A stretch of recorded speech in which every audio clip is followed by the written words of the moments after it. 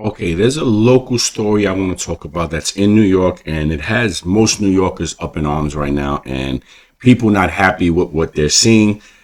I was in New York when we had Rudy Giuliani and how he turned the city around from how bad it was in the late 80s to early 90s, and how it was a very peaceful city, actually, and we didn't have what's going on now. Right now in New York City, we have total chaos. The Democrats have come into our city. I won't even call them the Democrats because the Democrats of today, of course, are not the Democrats of yesteryear. The socialists, the commies have come into New York City and totally destroyed it. You have people running around, pushing people on trains, people getting shot all over the place. We have parents walking with kids getting shot. We have burglaries all over the place. We have car thefts, people breaking into cars, and the DAs that are in the five boroughs refuse to even prosecute anyone. We just had gun laws that were overturned by the Supreme Court. And what does New York State do? They go on and try to circumvent the Supreme Court passed these laws that said that we had unconstitutional laws going on in New York State. And what do? The first thing they go do, and they try to pass legislation saying that although you can now carry a gun in New York, you can't bring it in any private business unless the business owner has a sign that says he authorizes you to bring that gun into to the facility, which to me is totally unconstitutional. But this is what I expect from the socialists. They don't want anyone to protect themselves. They want criminals running rampant because that's what they do. Because bottom line is, these socialists want you to beg the government to please protect them, and they will never protect you because they want to defund the police and they don't want you carrying any guns. So then you end up in a situation like the one I'm going to show you right now, and it has everyone in New York in an uproar. We basically had a bodega owner. A bodega owner, if you don't know, is like a little corner grocery store where a gentleman walks, or actually his girlfriend walks into a store with her baby, tries to use her debit card. It doesn't work. So the guy who's working behind the counter takes the stuff back and says, sorry, your card isn't working.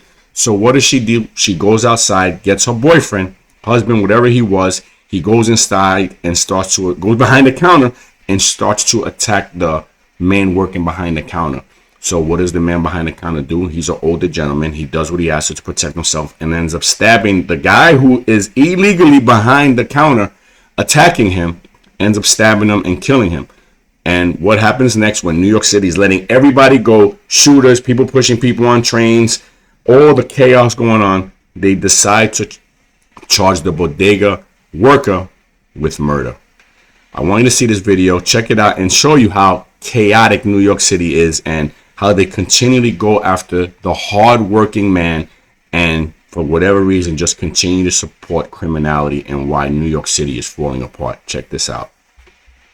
Begin with a Manhattan bodega worker who was charged with second-degree murder after allegedly stabbing a man to death who'd confronted him and pushed him behind the counter. But today, many are defending the workers' actions, including the mayor, with some calling it self-defense. CBS News' Allie Bauman is live in Hamilton Heights with new information tonight. Allie.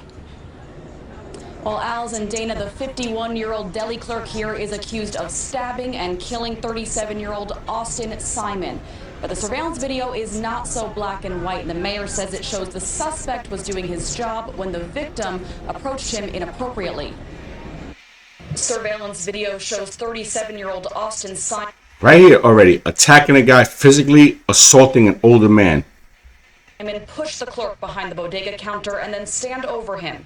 Moments later, a struggle ensues. The two wrestle, and the clerk stabs Simon multiple times. It's obvious this gentleman was here, working, providing for his family, and someone came behind the counter, and what I viewed was inappropriate.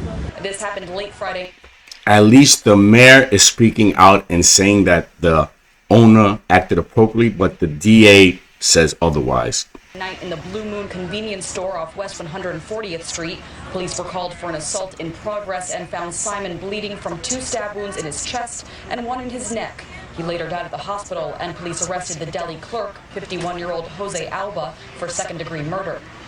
In his arraignment, the district attorney's office claims it began when the victim's girlfriend was trying to buy a snack from the deli clerk with her daughter, but her card was declined. Prosecutors say the clerk then took the snack back from the child and they left. Minutes later, Simon walked in and went behind. But you see how even the liberal media tries to throw that in there and says, well, the convenience store clerk, Alba, took the snack back from the child. The woman couldn't pay for it. What is he supposed to do? You see how they throw their little innuendos in here? The liberal media is a disgrace. Behind the counter of the store to confront the clerk. Prosecutors claim Simon pushed the clerk and attempted to steer the clerk out of the area behind the counter, but the clerk picked up a kitchen knife that was... So he attacks him and then tries to drag him outside from behind the counter. What do you think could happen to this guy? Dashed behind the counter and stabbed the victim multiple times. City Councilman Robert Holden tweeted his support for the suspect, writing, "Career criminals are let right out of jail without bail, while a store clerk who apparently acted in self-defense is on Rikers Island." What I saw in the video was a New Yorker that was doing his job. And that disruption of the job happened because someone was aggressive. Anyway, I just want you to see that story. And I got a little more to add to this story. And I want to show you. But before I get to that, hold on. I want to say that if you can, call this DA's clerk, call this DA's office and let them know that this is unacceptable. I know you may not live in New York and say, well, people get what they vote for. Again, do we know what's happening with the current situation when we see what's going on with voting? Yes, New York is an absolute liberal leftist state, but you got to remember, people put in Giuliani. They had Mayor Bloomberg, who actually did not want any of this stuff, and none of it was allowed. But yet, we let in two mayors back to back who have totally destroyed this city. And I don't believe most people want this, but I believe we have had an invasion of commies that have taken over voting, that have done everything, and this is what they want to turn the whole United States into. And this is why I say it's important that we stick together. And if you can, call the DA's office and tell them that this is unacceptable. This man should not be charged with anything while he's letting all these other criminal thugs off day in, day out. And we have someone where we actually have an, honestly, straight case of self-defense, similar to what happened with Kyle Rittenhouse. And those of you who think that Kyle Rittenhouse got off because of his color, just goes to show you, this is about protecting the criminal and nothing more. For some reason, liberal Democrats, socialists are in love with the criminal element. Now I want to show you this story, and it continues on from here about GoFundMe, who we know has constantly been on the side of criminals as well, just like all these other Democrat socialists. And if you're still using GoFundMe even after this story, you're the problem. GoFundMe deletes the page for New York City bodega clerk who fatally stabbed the attacker. Why would GoFundMe get involved in that? This guy had an unbelievable whopping bail of 250 grand. Check this out. GoFundMe has deleted the legal defense fund page for the hardworking Manhattan bodega worker holed up at Rikers Island on a whopping $250,000 bond after he fatally stabbed a violent ex-con he was trying to fend off. Jose Alba is currently languishing behind bars at the notorious jail despite surveillance video captured the alleged victim, Austin Simon, 35, storming behind the counter of the bodega to attack him Friday. Alba's family insists he was acting in self-defense when he grabbed a knife to fight off Simon inside the Hamilton Heights grocery. Relatives immediately launched a GoFundMe page to help raise funds to cover Alba's sky-high bail and legal fees after he was hit with a second-degree murder charge. But the page was mysteriously removed Wednesday night again. Now I want to show you the similarities to the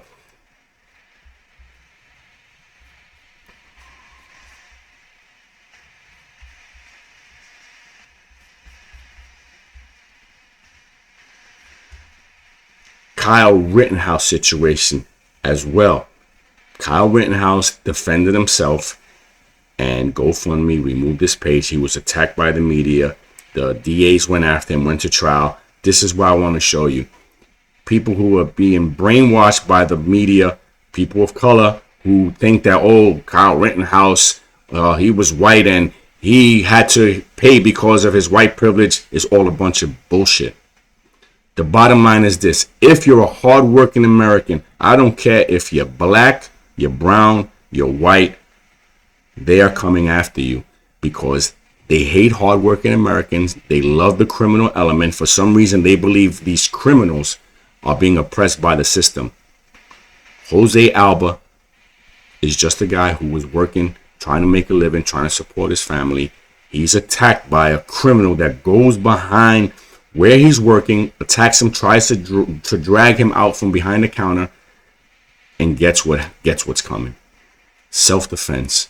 And they go after him again. No different from Kyle Rittenhouse. It's just someone else who is a hardworking person trying to do the right thing. You have to start seeing what's happening. You have to start seeing these people don't want you to protect yourself. They want to defund the police. They don't want you to have guns. They'd rather you get killed, get beat up, get robbed, have your house burglarized, and then you're supposed to accept it because they want you to come crying to them, begging them to please protect me, but they won't. Anyway, I just want you to see this, to see what's happening in America is coming to you if you don't get on board and put a stop sign to this and say, we are not going to take this anymore. And you do that by getting involved in your local elections, because if you don't, you can be the next Kyle Rittenhouse. You can be the next Mr. Alba. Just saying, when you think it's not going to happen to you, I'm sure Mr. Alba probably thought this would never happen to him, but now he's in the same situation. Anyway, I just wanted to see what's happening in New York, what's happening in California can come to you if we don't fix the elections, we don't get involved. All this is coming to a neighborhood near you. I don't care where you live. It's going to happen. Anyway, thanks for watching, and I'll talk to you soon.